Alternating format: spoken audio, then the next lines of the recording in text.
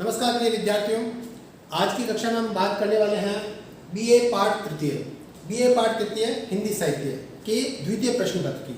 जैसा कि हमने बात की थी कि प्रथम प्रश्न पत्र यानी आधुनिक काव्य में हमने उसके पाठ्यक्रम की चर्चा की थी और साथ ही हमने बात की थी अयोध्या सिंह उपाध्याय हरिओद की इंद्र का गर्भहरण। आज हम बात करेंगे द्वितीय प्रश्न पत्र की। द्वितीय प्रश्न पत्र जो भी प्रथम प्रश्न पत्र की तरह 100 अंकों का है और उसमें दो रचनाएं हैं, आपके दो पुस्तकें इसमें रखी गई है। पहली है एक उपन्यास है जो मेहंदी को रंग विकलांग विमर्श पर, दिव्यांग जिसको कहते हैं विकलांग विमर्श पर चर्चा की गई है उसमें। और दूसरी जो पुस्तक है आपके पास में वो है कहानी संचय है। इस ढंग से आपकी 9 कहानियाँ हैं पाठ्यक्रम में और 9 कहानियाँ आपकी इस पुस्तक में रखी गई है। तो हमारा काम रहेगा कि हम इन कहानियों को पढ़ें। आप जैसे घर पे बैठे हैं तो आप इन कहानियों को अपने घर पे पढ़ें और इनके बारे में हम और अधिक चर्चा करेंगे।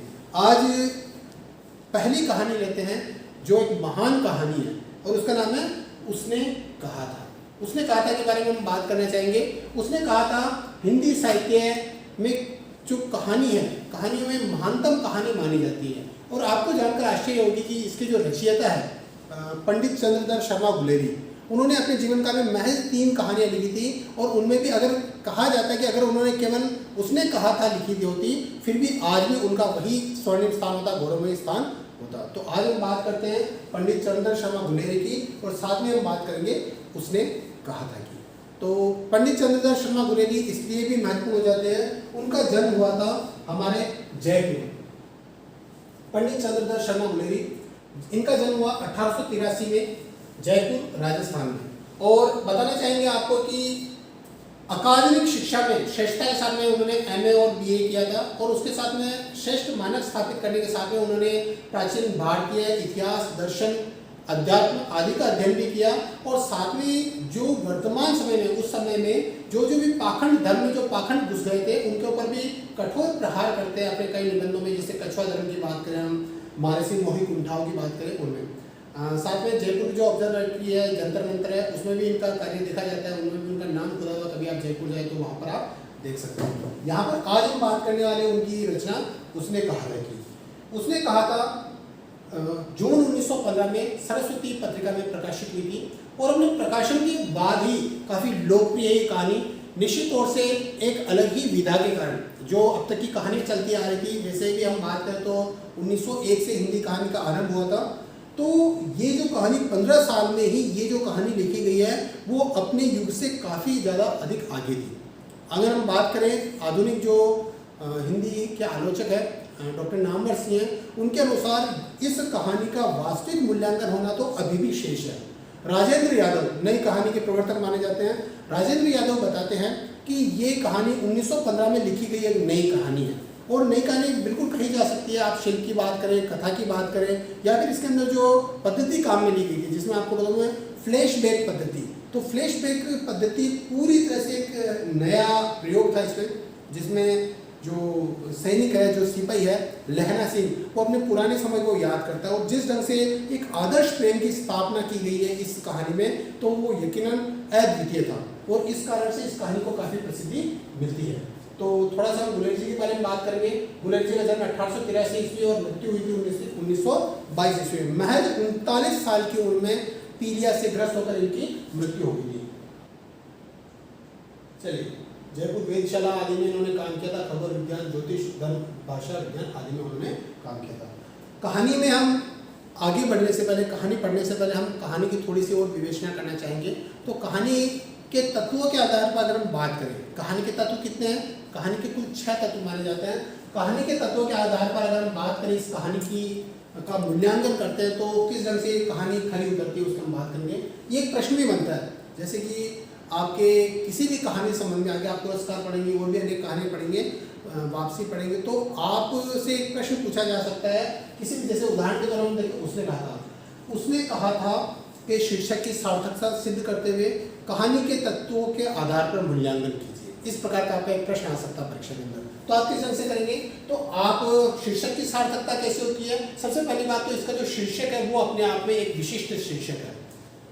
पाठक के मन में एक जिज्ञासा आती है, किसने कहा था, किसको कहा था, क्यों कहा था। सामान्य जितनी भी बातें होती तो एक सहज लगती है। जैसे चंद्रधर शर्मा गुलेरी जी ने 3 कहानी लिखी थी, सुखमय जीवन, बुद्धू का कांटा और उसने कहा था। तो दो उदाहरण के तौर पर हम जो दो प्रथम शीर्षक है, सुखमय जीवन तो हो सकता है कि किसी दंपति के जीवन के बारे में चर्चा की गई हो, बुद्धू का कांटा में भी हो सकता है किसी की मानसिकता के बारे में बात की हो, लेकिन उसने कहा था अपने आप में थोड़ी जिज्ञासा पैदा करता है। तो किसने कहा था?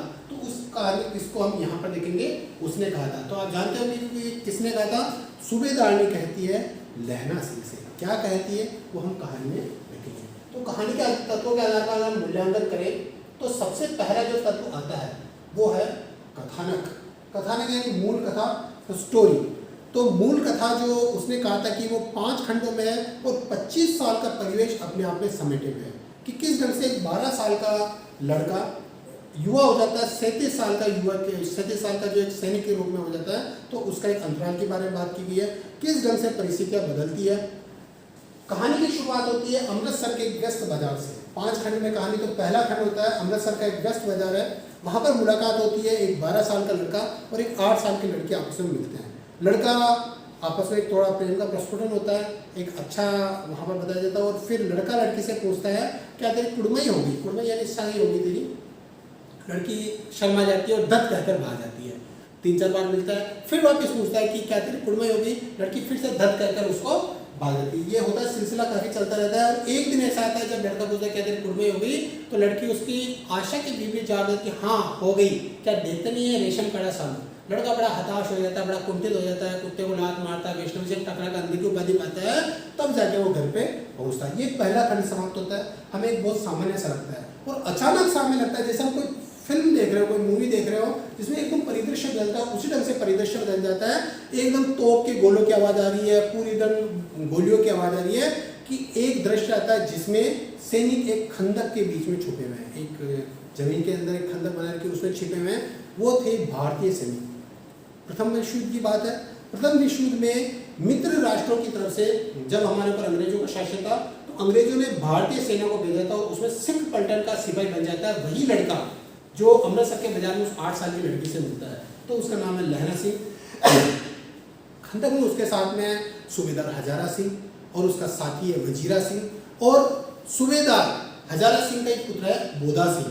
ये 4-5 है और उसके साथ में भी काफ़ी सैनिक उस खंदक के अंदर है। तो आपस में हंसी मजाक करते हैं, बातचीत करते हैं। ये दूसरे खंड का प्रश्न है। ये तीसरे खंड में इसी ढंग से आपस में बातचीत, एक मुसीबत आती है और जिनसे वो लड़ाई कर रहे थे फ्रांस के मैदान में एक जर्मन कप्तान घुस आता है एक जासूस के रूप में और जो वहाँ का सूबेदार है, जो वहाँ का कप्तान है उस टोली का, उसको हुक्म देता है बाहर जाने के लिए, कहीं जर्मनों पर धावा बोलने के लिए। तो आधे से ज़्यादा सैनिक चले जाते हैं और बचता है वहाँ पर लहना सिंह, बीमार पड़ा हुआ है बोधा सिंह और एक और है उसका साथी वजीरा सिंह। ये बचते और बाकी सैनिकों के साथ में वो चले जाते हैं। जर्मन से वो बात करता है और पता लगा लेता है लहना सिंह कि ये वास्तव में हमारा अंग्रेज कप्तान नहीं, ये तो कोई जर्मन जासूस है जो हमारे बीच में छिपाया है। उसके बाद में उसको ये चीज़ जैसे पकड़ में आती है उस पर हमला करता है और उसकी वो कमाल क्रिया करके उसको समाप्त कर देता है। लेकिन इस दौरान लहना सिंह भी घायल हो जाता है। लहना सिंह के घायल होने के बाद में अब बात आती है फ्लैशबैक की। लहना सिंह घायल हो चुका है और पड़ा हुआ है वो अपने मित्र वजीरा सिंह की गोद में। वजीरा सिंह की गोद में पड़ा और अपने पुराने दिनों को याद कर रहा है। अब उसकी स्मृति, जैसे हम कहते हैं कि जब व्यक्ति मरने के करीब आता है तो वो अपने पूरे जीवन को वो याद करता है। तो वो याद कर रहा है, फ्लैशबैक चल रहा है और पीछे पीछे वो अपने मित्र वजीरा सिंह को क्या कहता रहता है। अभी मैं इस पूरे का खुलासा नहीं करूँगा क्योंकि आप कहानी का जो वास्तविक आनंद है वो सारा आनंद मिलता है आपको चौथे और 5वें खंड में। तो आप कथानक को हम आगे बढ़ेंगे इस तरह से। अगले हम बात करते हैं पात्र एवं चरित्र चित्रण। पात्रों को बेहतरीन ढंग से प्रस्तुत किया गया है उसने कहा। कहानी का जो मुख्य पात्र है वो है लहना सिंह। अन्य पात्रों की हम बात करें तो उसका जो मित्र है वजीरा सिंह, सूबेदार हजारा सिंह, जो बीमार बच्चा है, जो बीमार एक सैनिक है वो है बोधा सिंह और उसका जो भाई है उसकी बात की जाती है यहाँ पर। और एक और गुप्त पात्र है जिसका अंत में जिक्र होता है वो है सूबेदारनी। तो मूल कथा तो है लहना सिंह और सूबेदारनी की, जो उस टाइम पर 8 साल की लड़की और 12 साल का लड़का था। लेकिन यहाँ पर जो खास तौर पर चारित्रिक विशेषता की बात कर सकते हैं तो लहना सिंह की। लहना सिंह के निश्चल प्रेम को इस कहानी में बताना ही उद्देश्य रहा है। लहना सिंह अपने आप में समझदार व्यक्ति है, संवेदनशील है। अपने जब उसका बच्चा बीमार होता है, बोधा सिंह बीमार होता है, तो उसके प्रति वो सेवा भाव रखता है, अपनी जर्सी उसे खोल के दे देता है और जैसे तैसे कर कर उसकी रक्षा करता है। सूबेदार ने जब उसको वचन दे दिए थे तो उस वचन के पालन के लिए अपने प्राणों को भी दांव पर लगा देता है। उसमें समझदारी है, जब वो जर्मन उनके खेमे में घुसा जाता है तब उसकी वो पहचान करता है और उसको वो अंत में मार भी देता है, और साथ में वो वीर भी है, कहीं पर वो भयभीत नहीं होता है। तो हम पाते हैं कि जो कहानी का जो नायक है लहना सिंह, वो वास्तव में सर्वगुण संपन्न हम पात्र पाते हैं, और बहुत अच्छे ढंग से उनका चरित्र चित्रण किया गया। संवाद और कथोपकथन की बात करें तो जहाँ पर हम संवाद की बात करते हैं तो कहानी अधिकतर संवाद के आधार पर ही चलती है, आपस में संवाद चलते हैं। कहानी की शुरुआती संवाद से होती है, क्या तेरी कुड़मई हो गई, दत्त कह के वो बांध दी। ये अपने आप में संवाद काफ़ी महत्वपूर्ण है, काफ़ी लोकप्रिय हुई है संवाद। तो संवादों से कहानी की शुरुआत होती है। बीच बीच में गुलेरी जी भी अपनी बात करते चलते हैं, एक सूत्रधार की तरह से पूरी कहानी का खाका रखते हैं। लेकिन हम पाते हैं कि जब वो संवाद एक दूसरे को कहे जा रहे हैं तो किसी को समझाने की आवश्यकता नहीं है, हम समझ सकते हैं कि जैसे कि मैंने आपको पहले ही बताया कि जो कहानी है वो पूरी से फिल्म की तरह से चलती है, तो जो संवाद है वो भी जैसे पात्र आमने सामने खड़े हो हम अनुभव कर पाते हैं, और इतनी कुशलता से वो लिखे गए संवाद कि हमें अनुभव होता है कि वो हमारी आंखों के सामने घटित हो रहा है। संवाद आगे चलते हैं तो आपस में जो जर्मन और लहना सिंह की जो बात होती है, उनके संवादों में भी हमें थोड़ी चुहल पाते हैं कि किस ढंग से लहना सिंह उस जर्मन को ऐसी बातें करता जो सिख लोग नहीं किया करते, फिर भी उसकी बातों में आ जाता है। और सबसे जो महत्वपूर्ण संवाद होते हैं वो अंत में चलते हैं कि जब अपने भाई को समझकर बार बार उस वजीरा सिंह को कहता है कि पानी पिला, वजीरा पानी पिला। तो इस ढंग से हम उस संवाद के फिर आगे चलते चलते बड़े ही भावमयी हो जाते हैं, और वो अत्यंत ही महत्वपूर्ण संवाद है इस कहानी में। बात करते हैं हम देश काल एवं वातावरण की। तो देश काल और वातावरण की बात करें तो महज दो वातावरण को अपने में समेटे हुए। सबसे पहले शुरुआत होती है अमृतसर के उस बाजार से, और सीधा फिर चले जाते हैं फ्रांस के मैदान में। वातावरण की बात करें तो जब वो छोटे छोटे थे और कहानी में आगे चलते हैं तो दो इसमें देश काल है। पहला देश काल अमृतसर का बाजार और दूसरा देश काल है फ्रांस की धरती जहाँ पर वो युद्ध लड़ा जा रहा है। और वातावरण की हम बात करें तो आता है 25 साल पहले की कहानी, और दूसरी बात करते हैं लगभग 1915 के। ठीक है, तो हमने 4 बिंदु देखे इस प्रकार से देश काल एवं वातावरण का। तो अब हम आगे बढ़ते हैं 5वें बिंदु में, जो हम बात करेंगे भाषा शैली की।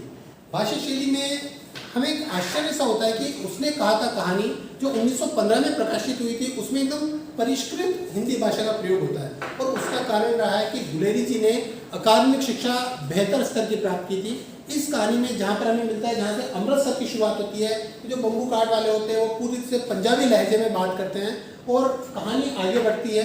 कहानी आगे बढ़ते हुए जब हम प्रथम विश्व युद्ध की खंदक की बात करते हैं तो जो वहाँ पर पंजाबी सिख है वो भी आपस में पंजाबी में बात करते हैं, पंजाबी में गीत गाते हैं। तो पंजाबी भाषा का प्रयोग हुआ है, लेकिन जहाँ पर सूत्रधार की बात आती है वहाँ पर अधिकतर हम हिंदी भाषा का प्रयोग देखते हैं, जहाँ पर गुलेरी जी अपनी भूमिका निभाते हैं। तो अगर हम बात करें भाषा शैली की तो भाषा शैली में पंजाबी और हिंदी शब्दों का प्रचुर मात्रा में प्रयोग हुआ है।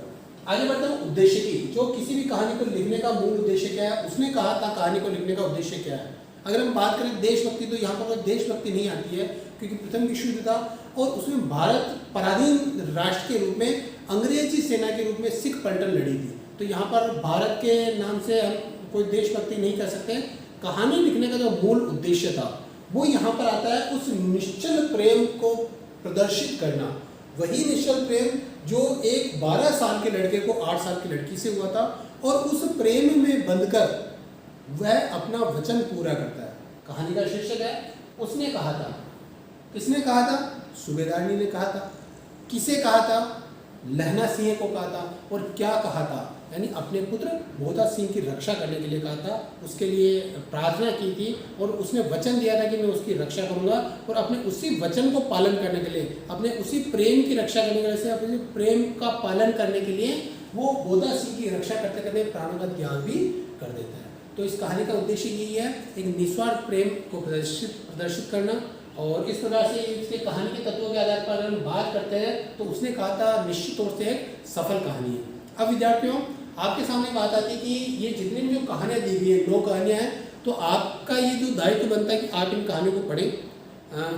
इस ऑनलाइन कक्षा में हर एक कहानी को उस ढंग से बताना संभव ना होगा, ठीक ना रहेगा। थोड़ा मैंने आपको आउटलाइन दी है, कहानी के तत्व के आधार पर बात की है, थोड़ा परिचय के हमने बात की है। आप अपने घर में पढ़ें और जो भी इसके अंदर खास बातें आती है उसको आप अपने आप में थोड़ा कल्पना करते हुए आप अनुभव करेंगे तो कहानी में और अधिक ढंग से आप जुड़ सकेंगे। प्रश्न बनता है कहानी के तत्वों के आधार पर समीक्षा कीजिए किसी भी कहानी की, या फिर हम चारित्रिक विशेषताओं के बारे में बात कर सकते हैं। चारित्रिक विशेषता जिसमें लैला सिंह की बात कर सकते हैं कि लैला सिंह की चारित्रिक विशेषताओं को व्यक्त कीजिए। और भी हम बात करें क्या शीर्षक एक सार्थक शीर्षक है, इस रंग की कहानी के संबंधित प्रश्न बनते हैं। तो इस रंग से आप इन प्रश्नों को हल कीजिए और जुड़े रहिएगा। इसी रंग से ऑनलाइन कक्षा में हम और भी जो कालांश है आपके लिए लेकर आएंगे अनेक विषयों पर। धन्यवाद।